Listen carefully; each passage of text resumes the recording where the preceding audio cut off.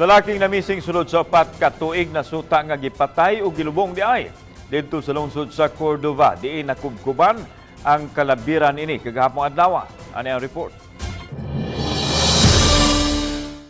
Kini ang hulagway ni Richard Carabana nga nagpuyo sa barangay Gabi Lungsod sa Cordova kinsa 21 anyos niadtong tuig 2017 diin siya gikarahong namising. Gitugan sa iyang iyaan nga human sa tapok-tapok sa ilahang balay atol sa bagong tuig nananghid kining moadto sa iyang higala apan wa na kini makabalik. Hinungdan nga nagpa-blatter sila sa kapulisan pero wa gihapoy resulta. Pagka 2017 January 1 mga alas 12 nangita namin niyag sugod. Kaya wa naman siya ming ulig pamahaw paniud to. Mao to. Among giadto iyang classmate nga iyang gibanggit anang mao yang laagan. Nya nakaadto wala. Nakaadto mi sa lugar sa gipuy-an sa iyang classmate pero todo dinay na ang bata nga among gipangutana.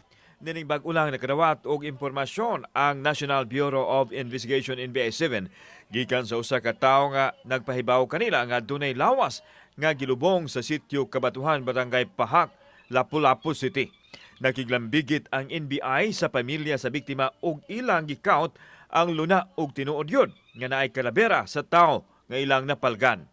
Tungod kay 4 na katuig ang nakalabay na bungkag na ang mga bukog nini apan positibong giila sa igsuon og sa iyaan nga iya kini ni Richard tungod sa gisulob nga sapot nga wa madugta. Ang positive identification was based from the black short, the green t-shirt, and the white jacket worn by the victim.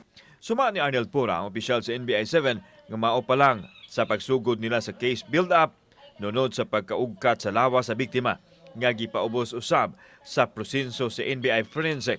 We will do our best to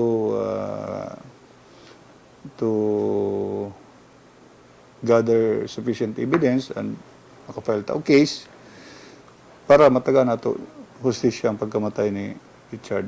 Samtang medyo nigaan ang pamati sa pamilya kay napalga na ang lawas sa ilang kabanay dungan sa panghinaot nga madakpan ug mataral sa hukmanan ang mga kriminal. Dili lalim ang inyong gibuhat sa kung pag-umangkon pero na Ginoo ray magigo ninyo. Kauban si Cleofer Lumayag, ako si Alan Domingo. Balitang Bisdak.